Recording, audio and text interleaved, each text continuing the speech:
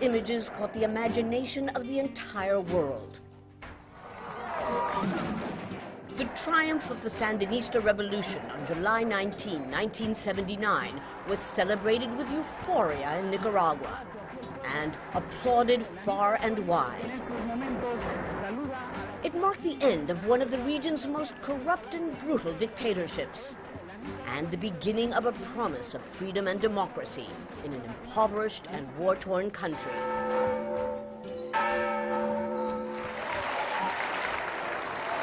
It was the culmination of a long struggle, a victory for our country's independence, sovereignty and self-determination.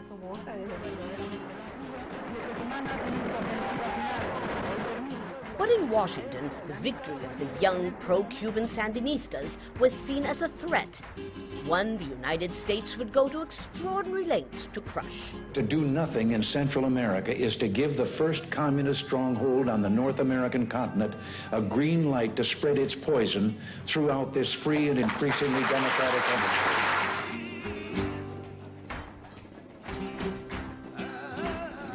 30 years on, and the revolution is just a distant memory.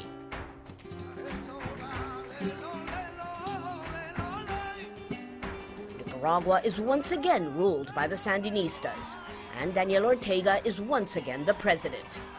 But this version of the Sandinistas is one that many of the original revolutionaries would not recognize. I covered the Sandinista revolution. Now, 3 decades on, I've returned to see how that revolution changed Nicaragua.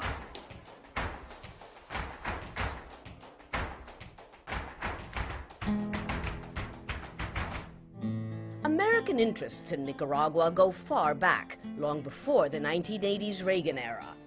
Since the 1800s, the United States had been calling the shots, invading Nicaragua no less than 8 times, overthrowing and installing successive governments. And their interests extended to their control of land and agricultural production, meaning that the rural poor were essentially tenants on their own land. But this overwhelming U.S. influence helped create a Nicaraguan rebel legend. Augusto Cesar Sandino would lead the first armed nationalist movement in Latin America to drive American military forces from the region. Sandino's name would later be taken by the Sandinistas, who claimed to be representing his principles. I identify myself with Sandino because the thinking on Sandino was very simple for me. It was based in 3 bases.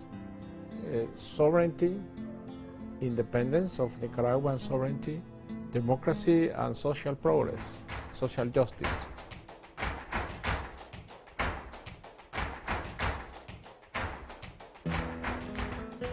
Sandino's image is still everywhere. It stands as a symbol of Nicaragua's struggle for freedom from abuse of power and from foreign domination. Yet he was to meet his end at the hands of the American-backed Anastasio Somoza Garcia, the first leader of a family dictatorship that was to endure for 43 years. U.S. President Franklin Delano Roosevelt said of him, "He may be a son of a bitch, but he's our son of a bitch." Nicaragua is a beautiful town. He used his power to accumulate enormous personal wealth at the expense of the peasantry, a family business that was continued by the 2 sons. But it was his second son, General Anastasio Somoza Debayle, whose regime became infamous for its intolerance of dissent. As the Sandinista rebellion grew, so too did the violent response.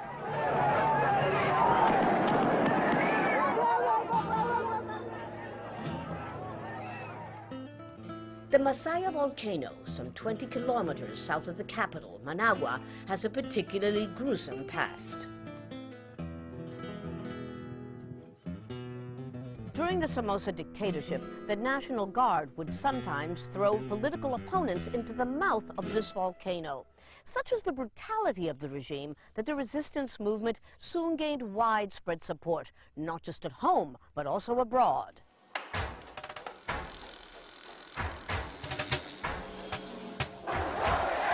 The Sandinista National Liberation Front, or FSLN, was a broad-based coalition of students, intellectuals, and farm workers, led by a committee of 9 military commanders, or comandantes. Among them was Daniel Ortega, who would eventually become the first amongst equals. But the face that the world would first come to know was that of Eden Pastora, a bold and charismatic rebel commander with a knack for having his picture taken. Do you want me to show you a photo that's never been published? That's Daniel and me when we went to Cuba in 1976 to sell Fidel our project. 76, 77. Oh my God.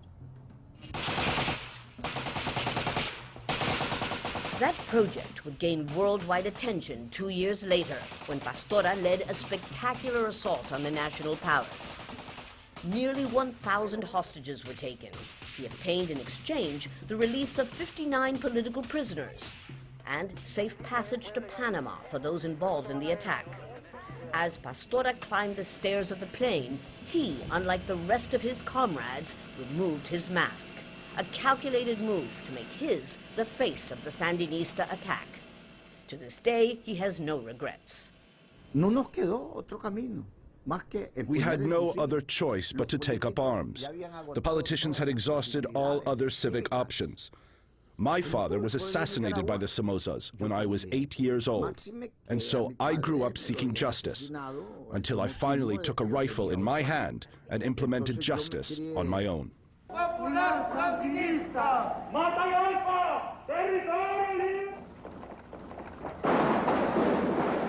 With support of sympathetic governments from Cuba to neighboring Costa Rica, the Sandinista rebellion grew, pitting the Somoza regime against the people.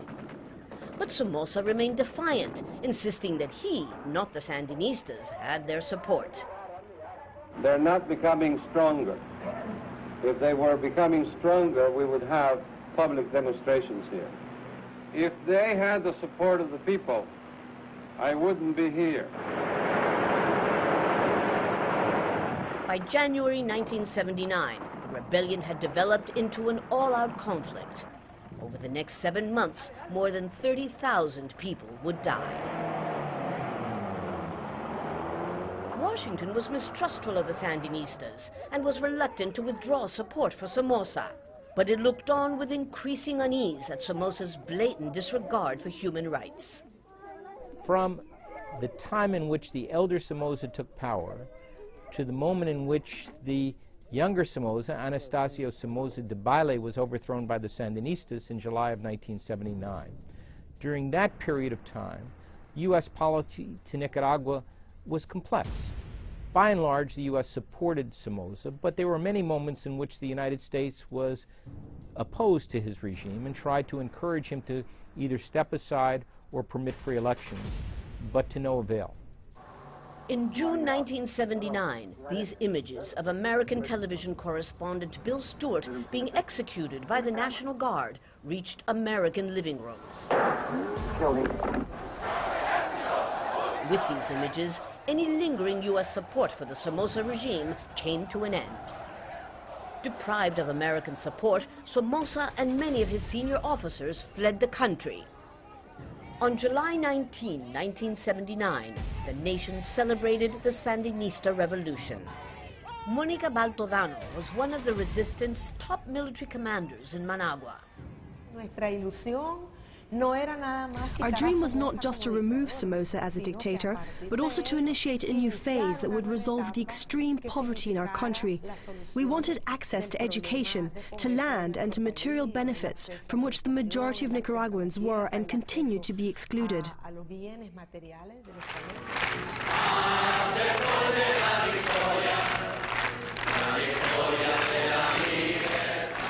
A government of national reconstruction was formed, with moderates from the business community, intellectuals, conservative political parties, and Marxists. It was an unprecedented revolutionary experiment in the region.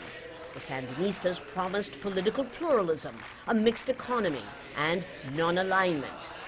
But within months, these high ideals would be put to the test. as old tensions with the U.S. re-emerged.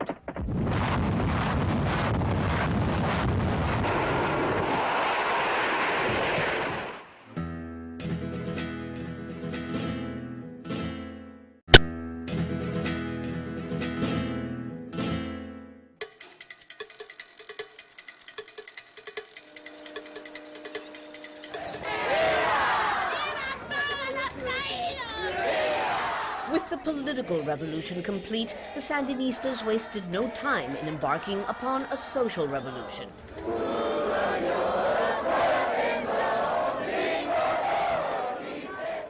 They launched a widely applauded campaign that reduced illiteracy from 60% to just 13%.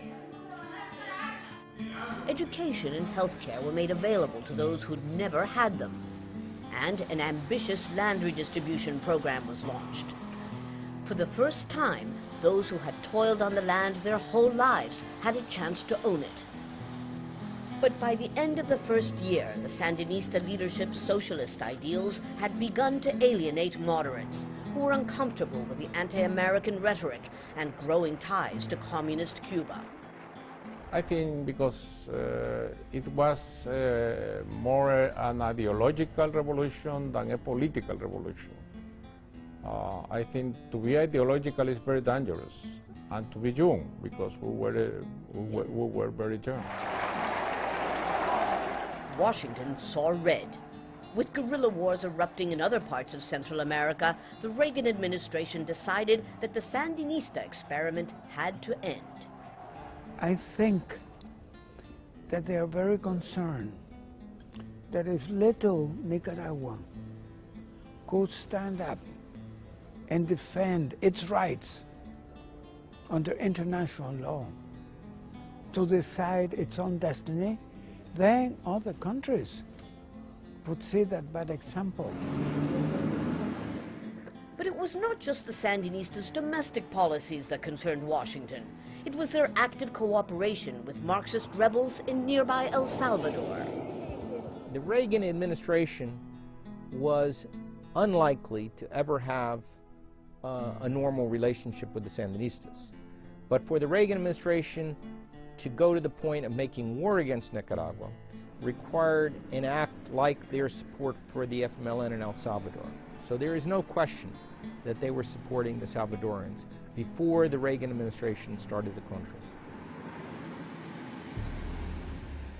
And so, once again, the United States intervened in Nicaragua.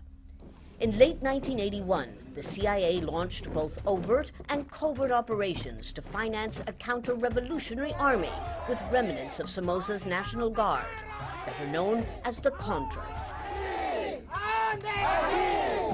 Less than 2 years after Somoza's overthrow, Nicaragua's period of peace was over. With their ragtag army and outdated weaponry, the Sandinistas were ill-equipped to confront the U.S.-financed counter-revolutionaries. They turned to the obvious place for help, to Washington's biggest adversary, the Soviet Union.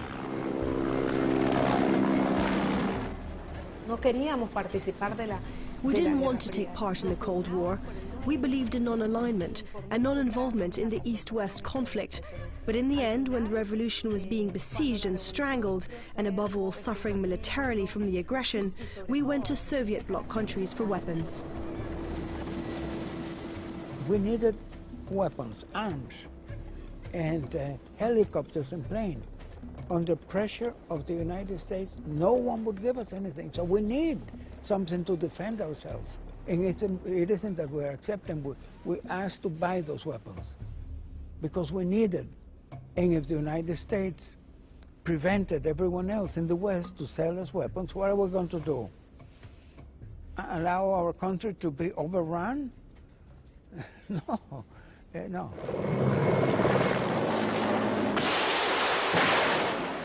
Nicaragua was once again a battleground. The right-wing Contra army was spreading quickly through the remote northern mountain region.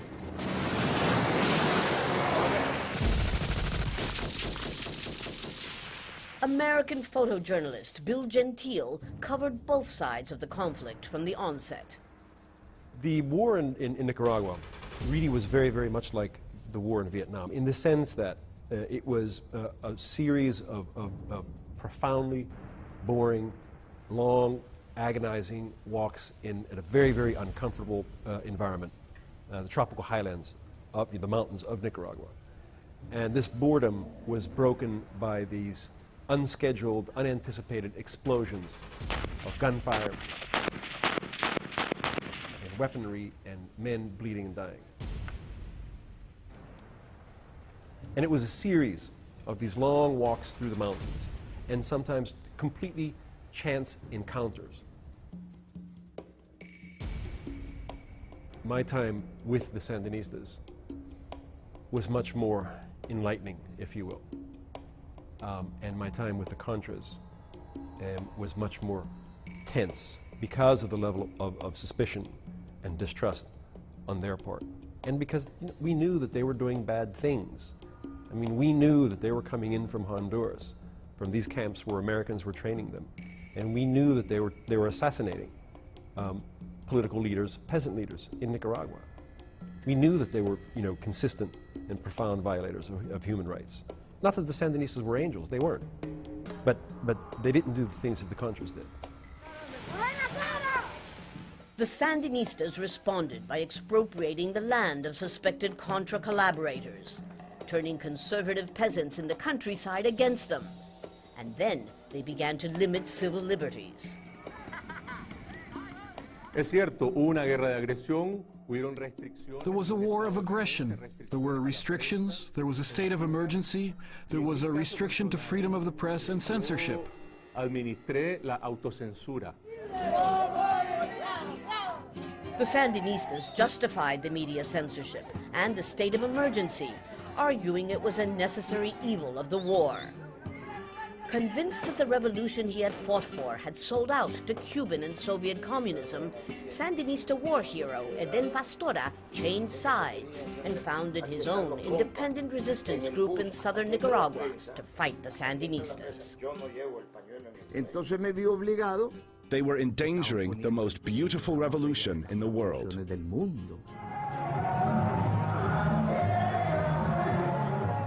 Hoping to counter growing international criticism and internal opposition, the Sandinistas held elections in 1984 as promised. Daniel Ortega, until then the coordinator of the 9-man Sandinista Directorate, was elected president. Unable to stem the advance of the Contras, the Sandinistas implemented what proved to be a key strategic mistake: conscription. We began to manage power with arrogance and with the belief that only what we thought and did was the right thing. That began to distance us from the people, and not just that, it began dividing our society.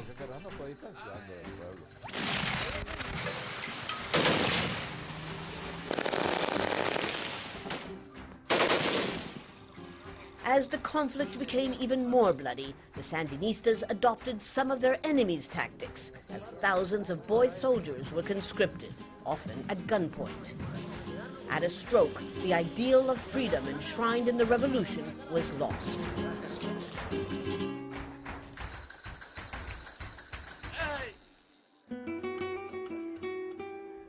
68-year-old cattle farmer Rodolfo Castillo had never liked the Sandinistas, but tolerated them, until his eldest son, who was not yet 18, was taken from school by the army and sent to the front lines.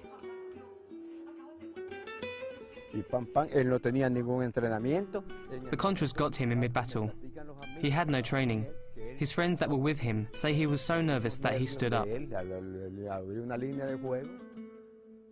And when he did, the bullet hit him right here, and it came out through there.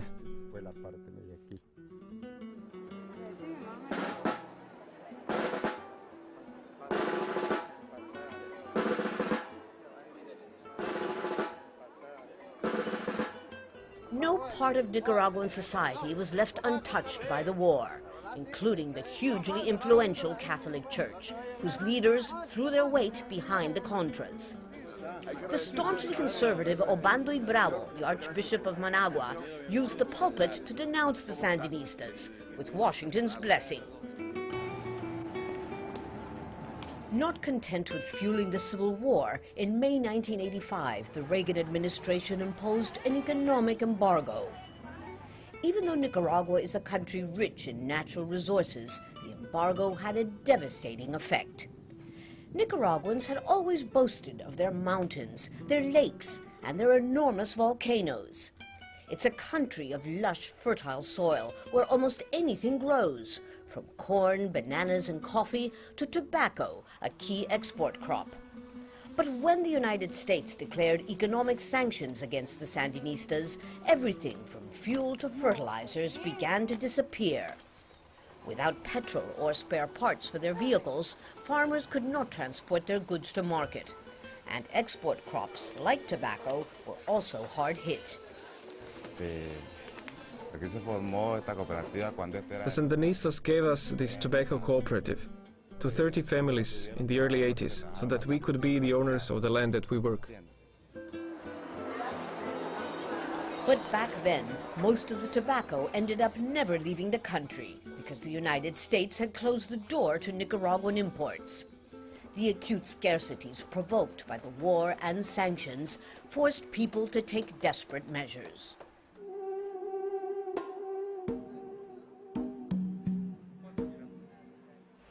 These iguanas are supposed to be the magic cure for anemia, diabetes, and asthma. In fact, people here in Nicaragua swear by them. And I remember that back in the 80s, hordes of people used to line up here trying to buy their iguanas because they had no other choice. It was almost impossible to find ordinary medicine. Today, Managua's main market is well stocked, and iguana soup is considered to be a delicacy. A far cry from the days of austerity, as economic turmoil further fueled discontent.